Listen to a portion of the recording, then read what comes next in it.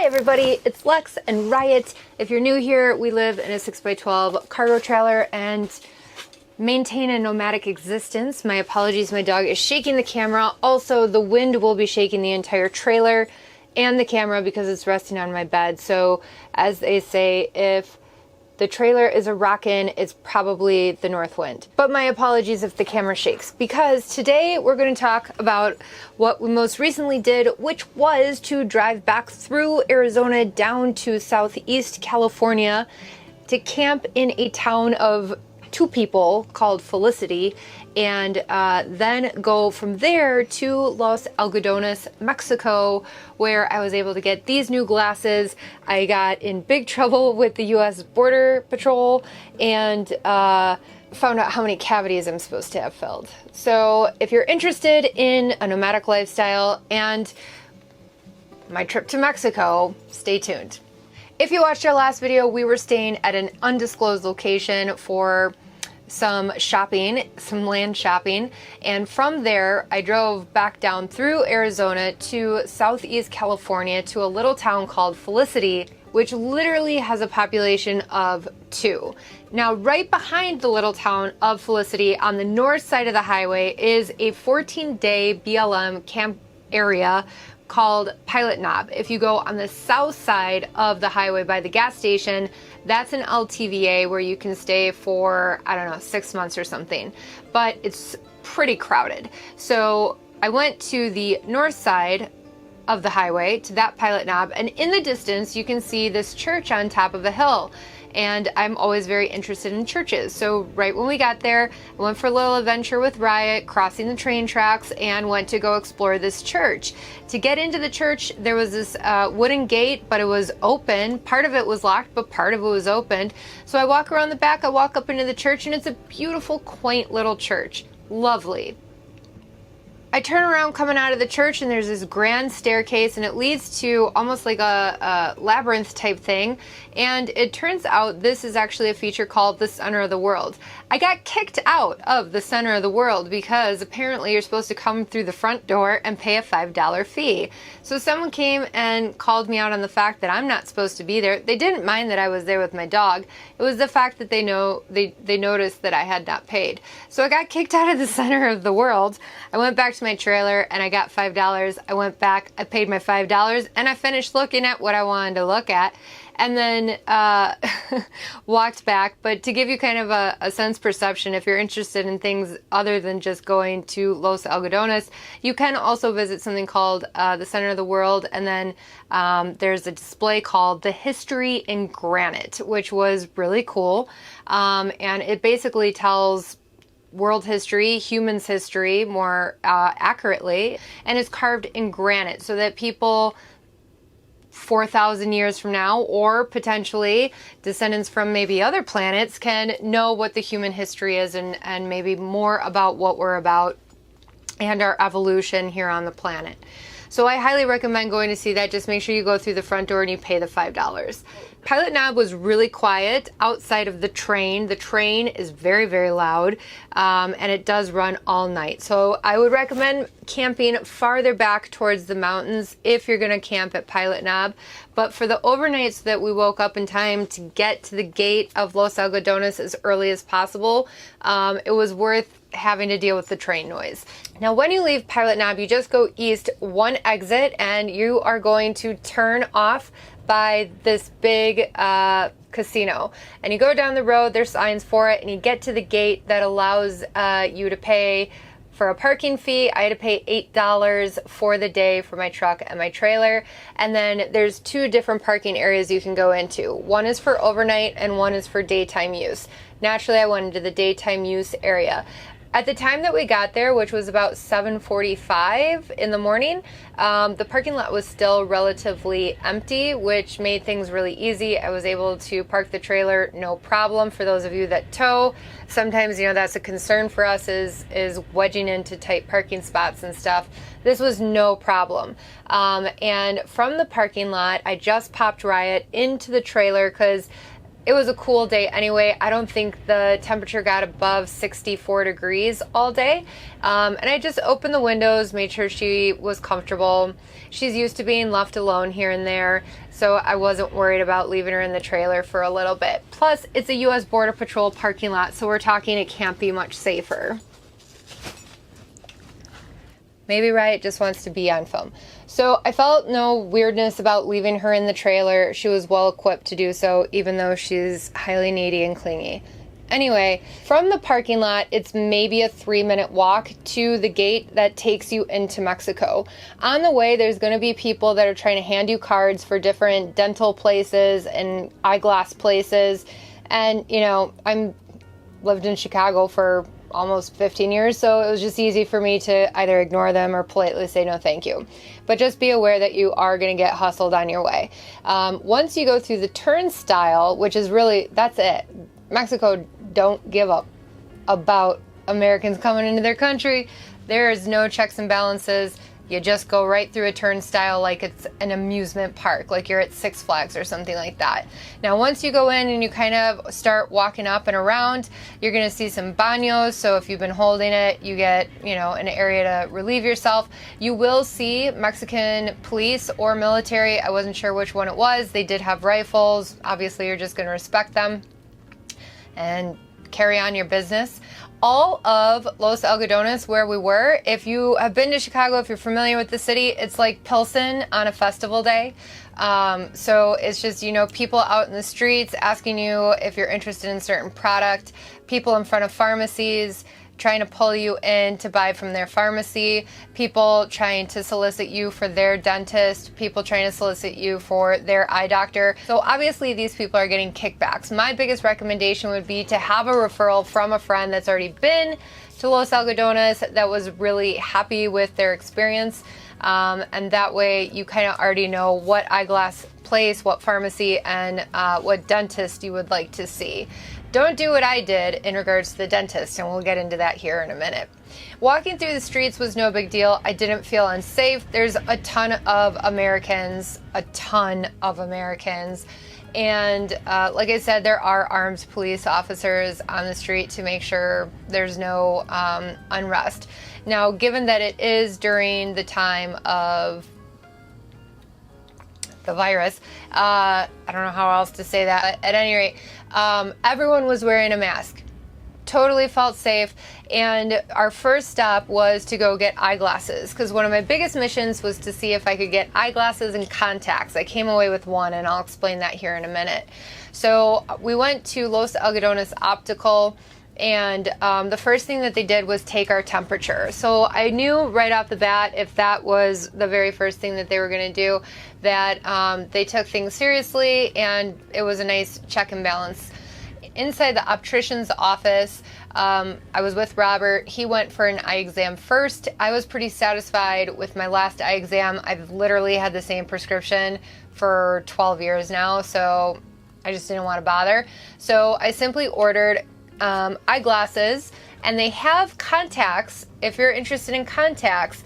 The only thing is they don't have contacts for an astigmatism. They would have to order them, and they said it takes up to 6 months to get. So I was like, well, I'll just order it in the States, which is unfortunate because everything there is like 30 cents on the dollar. So for these glasses that I got, they're Lacoste, because I'm classy.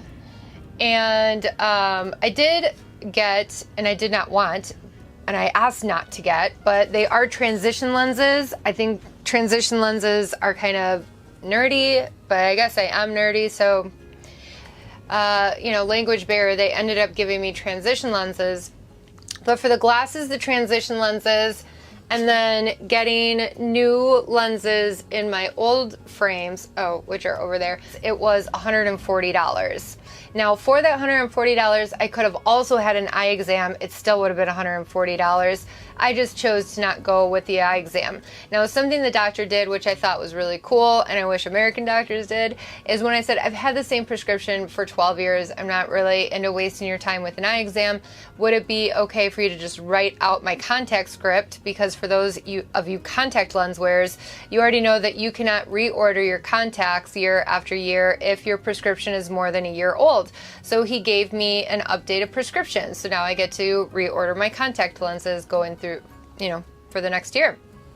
Once we placed the order for our glasses, the eyeglass lady gave us a referral for a dentist just down the plaza. So we walked down there knowing we had 2 to 3 hours to kill. And I went in and requested to have my teeth cleaned and to have x-rays because it's been a couple years. And so it took about 15-20 minutes for them to finish with another patient, and they had an opening. So I got in for a cleaning and x-rays. She was very, very thorough. I felt like everything was clean. Everything was, covered in plastic. She took everything out of sterile packaging right there in front of me. She was very gentle. She spoke really good English. I do feel like towards the end of the dental exam, she totally tried to upsell me. I could see on the camera, and I could agree that I definitely need some cavities filled.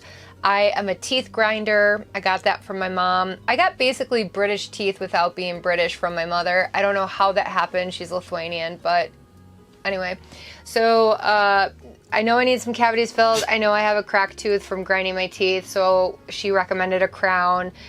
I wasn't going to get any of that done there that day because I got referred by the eyeglass lady, not by a friend, and I know someone that has had a lot of dental work done in Los Algodones. So I went back and next year, because it's also going to cost me. So it's cheaper than in the States, but to have a bunch of cavities filled and a crown, we're looking at $1,000. So, and a deep clean. It was also with a deep clean she recommended. And I probably agree because it's been a couple years since I've been at a dentist. So, let's say just about $1,000. So I'm going to save up and probably go back in December. So you can see Mexico trip part 2, maybe sometime in December. But the dentist was really good. I highly recommend it. I wish I had gone to a referral where I felt really confident. And it was kind of disillusioning when the whole thing went really good. And then I started feeling like I was getting upsold. So just realize that is definitely something that can happen when you go get dental work there in Mexico. Now for my dental cleaning and x-rays, it was only $30. And I'm like, she spent like an hour with me, and I'm just so curious how a dental cleaning and x-rays can only be $30 over there when it's usually well over $100 here in the States. Okay, now from the dentist, we went to a pharmacy. Robert had gone to this pharmacy last year, so he was really comfortable with it. I didn't really need any medications, but I wanted Retin-A. If you're not familiar with Retin-A, especially because I know a lot of my audience is men, it's an anti-wrinkle cream that here in the States costs about $200. You can get like a Good RX coupon online and it bumps it down to like 40, but over in Mexico you can get a tube of the strongest percent without a prescription for 30 bucks. So of course I got 3 tubes because I'm 2 years away from 40, so you gotta start taking care of yourself. Anyway, so I got three tubes of vanity cream, and then I did pick up some antibiotics. Not because I need them, but because they're really, really cheap. It was like $4 for the box of amoxicillin or the bottle of amoxicillin, and it was like $8 for the doxycycline. And I figured, why not? They have a very, pretty long shelf life, like 5 years or something like that. And for the price, if I never use them, all the better. But while in Mexico, then we walked around just a little bit to see different areas and kind of get the vibe. Again, it just reminded me of like being in the Pilsen neighborhood during Cinco de Mayo or something like that.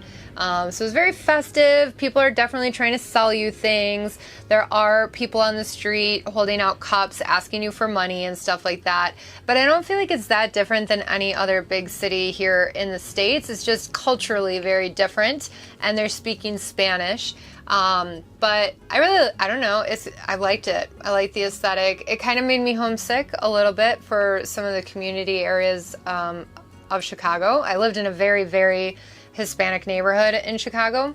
And so it did make me a little bit reminiscent, not enough to move back, but enough to appreciate what I had while I was there on a cultural level. So I definitely love the culture, and I'm excited to go back. I highly, highly recommend it. Now, getting into the line for customs, it was really long. I got into the line at about 11:45. There are benches, so if standing for a long time is hard for you, rest assured you'll be all right.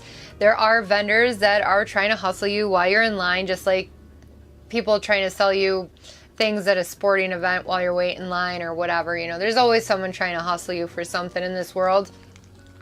Same thing in Mexico. So you wait in line, the line moves kind of slowly. People were keeping social distance, but everyone was wearing a mask, which was great. Now, when you get into the customs line, I had my GoPro on me, and throughout the video, you're probably wondering how I'm getting the camera angle that I got, and I'll show you here in a second. Go on, Riot. I forgot the GoPro to show them this. All right.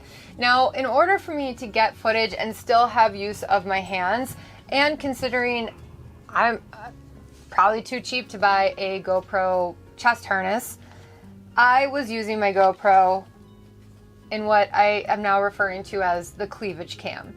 And so I just stuck it between my boobs and my bra, just like where I stick my money when I'm traveling. And I forgot to turn it off. So when I went into the customs area, the Border Patrol agent was like, "Are you filming?" Well, here's the remaining clip. Hopefully I don't get in trouble for showing it. Hi, can you look at the camera, please? Miss, do you have that recording right now? Oh, I don't think so. Now, I obviously turned the camera off, and he was very annoyed with me, and then he made me empty all of my pockets and lift. I was wearing a vest.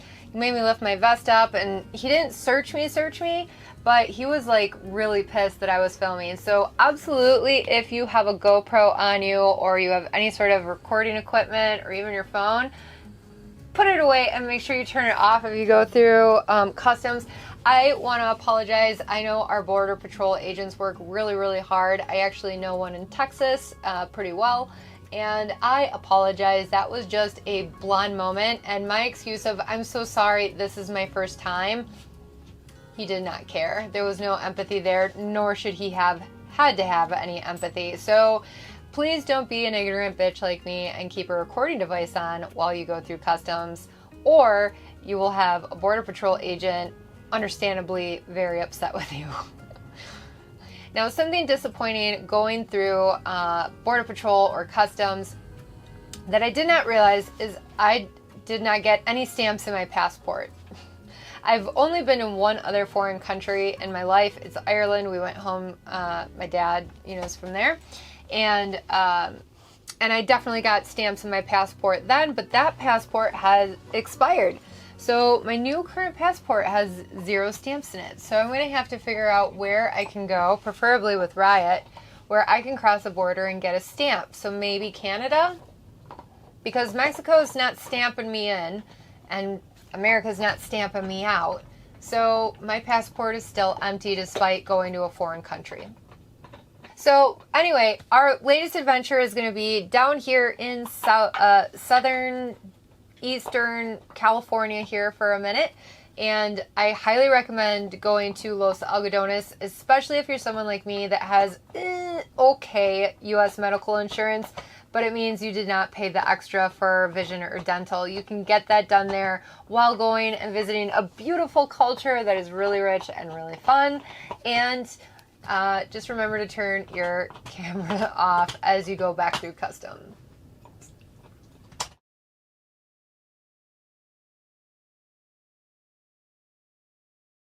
Water buffalo horn. You want, stole it back. With that sound of chewing the horn, that means the video is over. I hope you got something out of this, inspiration, fun, education, something.